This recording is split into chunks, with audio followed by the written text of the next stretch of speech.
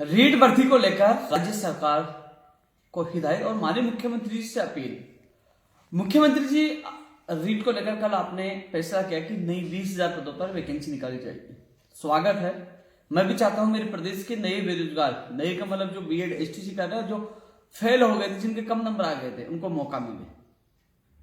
मैं नहीं चाहता कि उनको नुकसान हो, लेकिन माननीय मुख्यमंत्री जी जो रीट में पद बढ़ाने की मांग को लेकर कई दिनों से बेरोजगार वहां बैठे हुए थे, उनको बड़ी आज से मुझे भी पूरा विश्वास था कि कहीं ना कहीं सरकार कम से कम 40 से 45,000 करके इनको राहत जरूर देगी और नई भर्ती की भी घोषणा करेगी।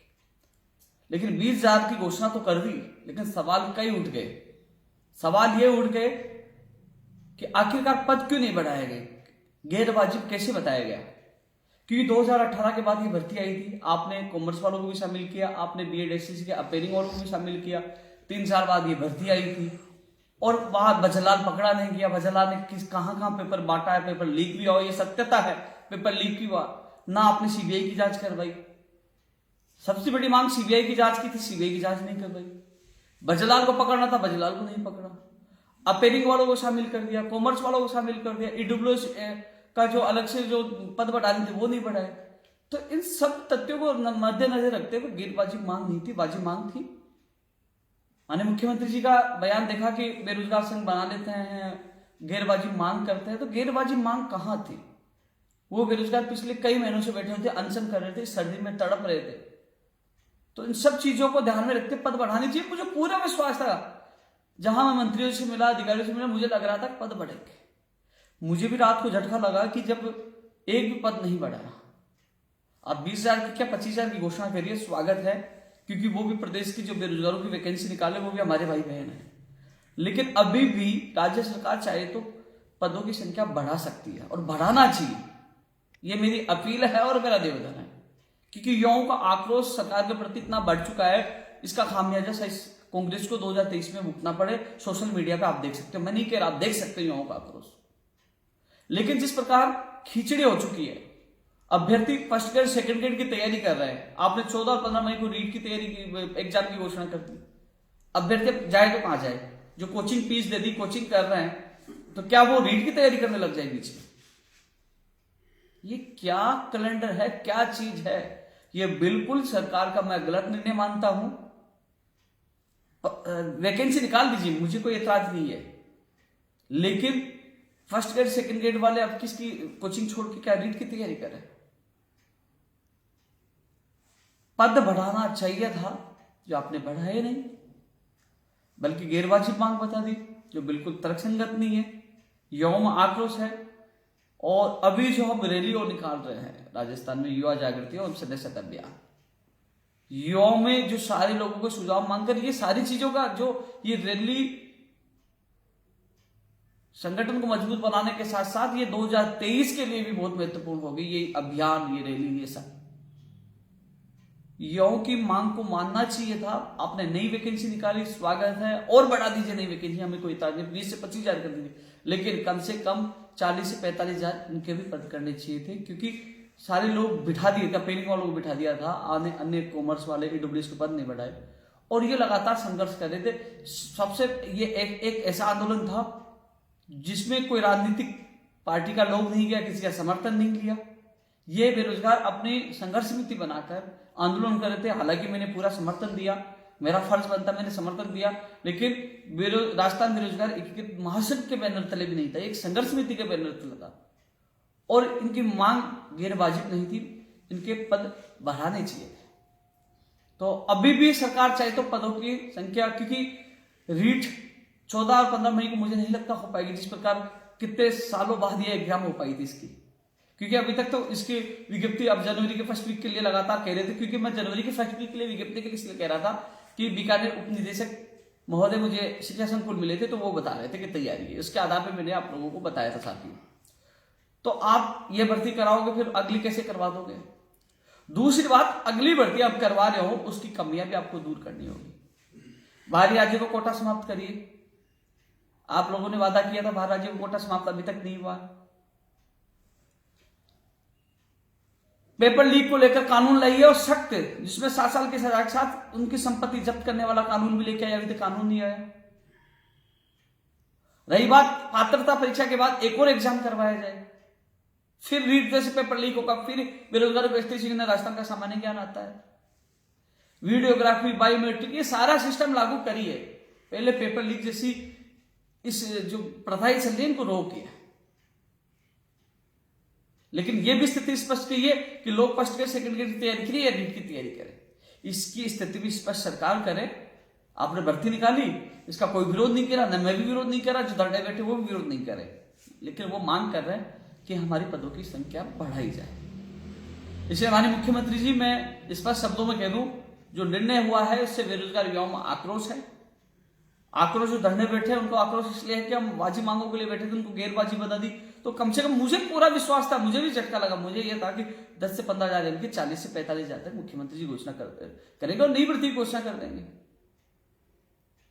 लेकिन ऐसा नहीं हुआ। युवाओं में आक्रोश है जिसका खामियाजा कांग्रेस पार्टी को भुगतना पड़ सकता है।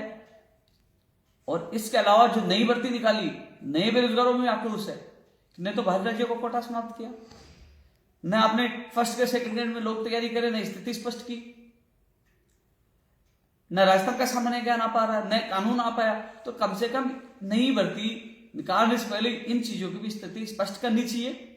और अभी भी राज्य सरकार चाहे तो राज्य सरकार पूरे मामले को सुधार सकती है, युवाओं को रोजगार, युवाओं के न्याय प्रदान कर सकती है। मतलब बढ़ा दीजिए, इसमें भी रीट में पद बढ़ा दीजिए, 45 कर दीजिए, 50 नहीं कर पा रहे हो तो। और नई भर्ती के लिए आपने कहा स्वागत ही हो गया, लेकिन नई भर्ती के लिए मेरी बाहरी राज्य को कोटा भी समाप्त करिए, सब कानून भी लेके आइए, वीडियोग्राफी, बायोमेट्रिक, ये जैसी सारी चीजें जो हम युवा जागृति अभियान के थे, जो 16 बिंदु रखे तो उन बिंदुओं को लागू करिए। और कैलेंडर जारी करिए कि फर्स्ट ग्रेड कब होगी, सेकंड ग्रेड कब होगी, स्थिति स्पष्ट करिए। और रीट जो हम मांग कर रहे हैं, आपने भी कहा था कि रीट पहले पात्रता करवा दो, उसके बाद एक और शिक्षक भर्ती करवा दो। लेकिन इससे पहले राज्य सरकार से मैं ये निवेदन करूंगा कि पदों की संख्या इस भर्ती में बढ़ाए और उसमें भी जो खामियां हैं नई भर्ती के लिए वो भी दूर करे, जिससे तो युवाओं को आपको सहयोग मिल पाएगा। अन्यथा जिस प्रकार जो खामियां रह गई थी, पेपर लीक हो गया था, भजलाल पकड़ा गया था, आशंका है कि फिर पेपर लीक होगा। पेपर लीक को लेकर सुदृढ़ व्यवस्था नहीं है, न राजस्थान का सामान्य ज्ञान है, न बाहरी राज्य कोटा समाप्त हो रहा है। तो नई भर्ती की जो खामियां वो भी दूर करे और इनका पद भी बढ़ाए। मैं हाथ जोड़ कर अपील कर रहा हूं। और जो युवा साथी जो कह रहे हैं कि उपेंद्र यादव ने हमारा सहयोग नहीं किया पद बढ़ाने को लेकर, साथियों मैंने पहले दिन से 7 तारीख को गया था, तब कह दिया था कि मैं आंदोलन में सहयोग कर सकता हूं, नेतृत्व नहीं कर सकता, क्योंकि जहां उन कई भर्तियों को लेकर समझौता हुआ था, जैसे पंचायत राज एलडीसी भर्ती 9 साल बाद उसका कैलेंडर जारी होगा आने वाले जनवरी के वीक में, वर्किंग डे में। टेक्निकल हेल्पर भर्ती, कंप्यूटर भर्ती, प्रयोगशाला सहायक जो रद्द कर दी थी उसकी सूची जारी होगी चयनित अभ्यर्थियों की, उनके घरों में खुशी आई है। समझौता करने के बाद मैं एक आपकी भर्ती के लिए जो और घरों में उनको नुकसान नहीं पूछा सकता था, वो लोग रोने लग गए थे कि भैया धरने बैठ के सरकार हमारी भर्तियां रोक देगी, तो उन लोगों को नुकसान नहीं पूछा सकता था। मैं भी जवान का पक्का हूं, वहां समझौता हुआ था, तो इन भर्तियों के जो और लोग गए थे जो पहले फरवरी में आंदोलन किया था, उनके साथ नुकसान नहीं पूछा सकता था पहले दिन। स्पष्ट ऐसा नहीं है कि मैं कल बग गया, परसों बग गया। 7 तारीख को जब आंदोलन शुरुआत, तभी मैंने वहां धरना स्थल पर जाकर बता दिया था। और इसके अलावा शिक्षा मंत्री जी से, सीएमओ में, तमाम मुख्यमंत्री, तमाम जहां भी गए मैं साथ गया और आपकी बात आपके अभ्यर्थियों के सामने रखी। जो लोग अफवाह फैला रहे हैं ना कि उपेंद्र यादव ने तो नई भर्ती की पक्ष सरकार हमारा साथ नहीं दिया, वो अफवाह फैला रहे हैं। अब धरना स्थल पर बैठे उन अभ्यर्थियों को पूछिए, जितना नाखुश आप हो, जितना नाखुश मैं भी हूं। पद नहीं बढ़े, जितना सदमा आपको पूछा मुझे पहुंचा है। हाँ, यह जरूर है कि मैं वहां नेतृत्व करता तो तस्वीर अलग होती, लेकिन मेरी मजबूरी थी, मैं नेतृत्व नहीं कर पाया, केवल सहयोग कर पाया। जितना सहयोग मुझसे हुआ कर पाया, आगे भी होगा मैं करूंगा, लेकिन नेतृत्व और बेरोजगारों के घरों को खुशियों में, जो आने वाली खुशियों को बचाने के लिए मैं नेतृत्व नहीं किया, क्योंकि मीडिया में सब जगह बोल चुका था कि हमारा समझौता हो चुका है, कुछ मांगे हो चुके हैं, कुछ होने वाली है। तो उन लोगों की भर्तियों को बचाने के लिए मैं नेतृत्व नहीं किया, नहीं जा सकता था, जो पहले दिन बता दिया था, आज कह रहा हूं। लेकिन जितना सहयोग मुझे करना चाहिए वो किया, आगे भी करूंगा। और अब माननीय मुख्यमंत्री जी से अपील भी कर रहा हूं और स्पष्ट में शब्दों में कह रहा हूं क्योंकि युवा बेरोजगार तो ये कहने लगे, साथ ही इधर मुख्यमंत्री जी बार बार बेरोजगार संघ बना लेते हैं, मेरे पर आरोप लगा रहे बेरोजगार संघ बना लेते हैं, गैरवाजी मांग करते हैं। इधर सरकार भी, इधर बेरोजगार भी नाखुश हो जाते हैं। या नेगेटिव न्यूज मिलती है तो उपेंद्र यादव ने नहीं किया, खुशी मिल जाती है सब गायब हो जाती है कि उपेंद्र यादव ने क्या क्या कर दिया, वो सब चीजों को भूल जाते हैं। जब 12 तारीख को अकेले बैठे थे, रात को उनको संबल देकर बिठाया, जितना सहयोग किया, वापस जोड़ा, वो नहीं दिखा किसी को। उपेंद्र यादव 12 तारीख को रात को आकर हम लोगों को साथ दिया, हमें संबल दिया, कमेटी बनाई और लगातार सहयोग किया। जब मुझे याद किया, जब सहयोग किया, वो चीज भूल गए। नेगेटिव होते उपेंद्र यादव ने साथ नहीं दिया, धोखा दे दिया। उपेंद्र यादव पता नहीं सरकार से मिल गया, सरकार का आदमी है, और सरकार उपेंद्र यादव बेरोजगार संघ जो गैरवाजी मांग कर, इधर सरकार भी अटैक, इधर बेरोजगार भी अटैक। यार कम से कम सच जानना सीखिए। मैं सच के साथ पहले भी था, आज भी हूं। मुझे लगा सरकार जहां गलत है, मैंने अब ये सारा वीडियो सरकार की जो गलत जो निर्णय लिया इसके लिए बोल ही रहा हूं ना। जहां गलत होगी वहां सरकार का विरोध करूंगा। जहां सरकार सही होगी, जो काम करेगी, पद बढ़ा देती है तो मैं धन्यवाद भी दूंगा, जहां सरकार सही करेगी। लेकिन जहां गलत निर्णय होगा इसका विरोध पहले भी कर रहा था, आज भी कर रहा हूं और हमेशा करता रहूंगा। पहले सोच रहा था कि युवा जागृति सदस्यता अभियान पूरे राजस्थान में चला रहा हूं तो शायद शांतिपूर्वक चलाऊं, लेकिन अब मुझे लगता है कि कहीं ना कहीं सरकार ये निर्णय चयन नहीं करती, युवाओं को राहत नहीं देती, चाहे लंबी आपकी पद बढ़ाने को लेकर, चाहे नई भर्तियों को लेकर। चाहे मुझे विरोध में बोलना पड़े पूरे राजस्थान में रैली या यात्रा में, तो विरोध में भी बोलूंगा, क्योंकि मेरा युवा मेरे लिए पहले है, ना कोई राजनीतिक पार्टी। मेरी पार्टी राजनीतिक पार्टी नहीं है, मेरी पार्टी मेरी युवा है, जिसके लिए पहले भी जीता था, आज भी जीता हूं। जो युवा समझदार है वो समझ जाएगा, और जो सोशल मीडिया में लोगों की बातों में आता है, आप सोचिए, सब लोगों ने लेटर लिखा, सब नेताओं ने कहा, आप 2 महीने से ज्यादा लोग, 2-3 महीने से आप लोग धरना दे रहे, कोई आया? मैं तो फिर भी दर्जनों बार आपके बीच में गया, आपके साथ मंत्री से मिला, मैंने तो जितनी मदद हुई मैंने की, और नेताओं ने की। गाली देना है, कुछ बोलना तो उनको कहिए, जो लेटर लिख के इतनी सी निकली, आपका सहयोग नहीं किए, उनको बोलिए। मेरे को तो जहां आपने कहा वहां गया हूं और आपकी आवाज उठाई, और आगे भी उठाऊंगा। लेकिन जैसे नेगेटिव आया, आपने यार उपेंद्र यादव नहीं करे, अरे भाई मेरी से जितनी मदद हुई मैंने मदद की है और आगे भी करूंगा। लेकिन हाँ, एक चीज जरूर है कि उपेंद्र यादव ने नई भर्ती के लिए क्यों नहीं बोला? भैया नई भर्ती का ना आज विरोध किया, ना कल विरोध करूंगा।